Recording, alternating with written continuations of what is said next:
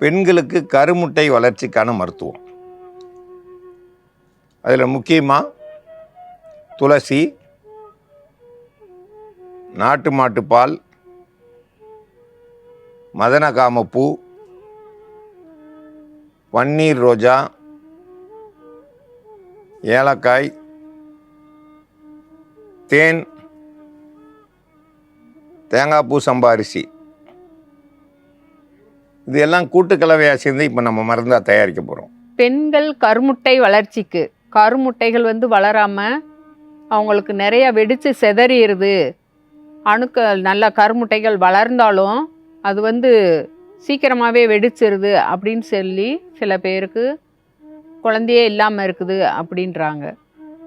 இன்னும் கருமுட்டைகள் வளர்ச்சியே இல்லாமல் இருக்குது, வளர்ச்சியே இல்லை, உற்பத்தி ஆகலை அப்படின்னு சொல்லி நிறைய பெண்கள் சொல்கிறாங்க. அப்படி இருக்கிறவங்களுக்கு முதல்ல மாத ஒழுக்கு மாதம் மாதவிடாய் சரியாக இருந்துச்சுனாக்கா தானாகவே கருமுட்டைகள் வளர்ச்சி அடையும். மாத ஒழுக்கு சரியாக போகிற மாதிரி பார்த்துக்கிறணும். கருமுட்டைகள் வளர்கிறதுக்கான மருந்து தயாரிக்கும் முறையை பற்றி பார்க்கலாம்.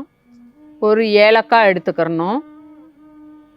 இப்போ இது கூட மதன காமப்பூ ஒரு 5 கிராம் அளவுக்கு எடுத்துக்கிட்டால் போதுமானது. மதன காமப்பூ 5 கிராம் அளவுக்கு எடுத்துக்கிறலாம். மதன காமப்பூ, ஒரு ஏலக்காய், இது ரெண்டையும் நல்லா அரைச்சி எடுத்து வச்சுருக்குறோம். துளசி ஒரு கொத்து எடுத்து அதையும் அரைச்சி எடுத்துக்கிறணும். மதன காமப்பூ, ஒரு ஏலக்காய், ரெண்டையும் அரைச்ச பொடியை அப்படி கூட சேர்த்துக்கிறணும். தென்னம்பூ சம்பா, தேங்காய்ப்பூ சம்பா அப்படின்னு சொல்லி ஒரு நெல் இருக்குது. இது ஏன் கருமுட்டைகள் வளர்கிறதுக்கு சீக்கிரமாகவே உதவி செய்யும். இயற்கை முறையில் விளைவிக்கப்பட்ட அரிசி. இது சீக்கிரமாகவேவும் நிறைய கருமுட்டைகள் வளர்கிறதுக்கு உதவியாக இருக்கும். இதை சமைச்சும் சாப்பிடலாம். முன் நாட்களில் பெண்கள் அரிசியை சும்மாவே சாப்பிட்டுக்கிட்டு இருப்பாங்க. அவங்களுக்கெல்லாம் பார்த்திங்கனாக்கா கருமுட்டைகளும் சீக்கிரமாக குழந்தைங்க 10 குழந்தை 12 குழந்தைன்னு பெற்றுக்கிட்டாங்க. இப்போ யாருமே அரிசியெல்லாம் யாரும் சாப்பிட்றதே இல்லை. மருந்தோடு எடுத்துக்கிறப்போ அவங்களுக்கு கருமுட்டைகள் சீக்கிரமாகவே வளர்ச்சி அடையும். இதவே உணவாகவும் சாப்பிட்டுட்டு வந்தாங்கனாக்கா இன்னும் ரொம்ப சிறப்பாக அவங்க குழந்தைங்களை பெற்றுக்கிற முடியும். இந்த தென்னம்பூ சம்பா ஒரு 50 கிராம் அளவுக்கு கூட சேர்த்துக்கிறலாம். நாட்டு மாட்டு பால் இந்த அரிசியில் நல்லா 100 கிராம் அளவுக்கு ஊற்றி முங்க கலந்துடணும்.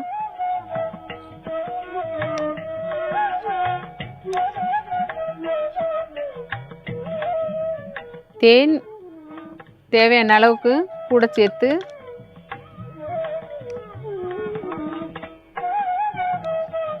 ஒரு 1/4 மணி நேரம் நல்லா பால்லையே ஊற விட்டுறணும். இந்த மருந்தோடு சேர்ந்த கலவையை அரிசி கூட சேர்த்து தேங்காய்ப்பூ சம்பா சேர்த்து நல்லா ஊற வச்சுருங்க. பன்னீர் ரோஜாவின் இதழ் கூட 1 சேர்த்துக்கங்க. இது நல்லா ஊறின பிறகு தினமும் நீங்கள் சாப்பிட்டுட்டே வாங்க. ஏதாவது ஒரு நேரம் சாப்பிட்டுட்டே வந்தீங்கன்னாக்கா உங்களுக்கு கருமுட்டைகள் சீக்கிரமாக வளர்ந்து நல்ல குழந்தைய பெற்றுக்கிருவீங்க.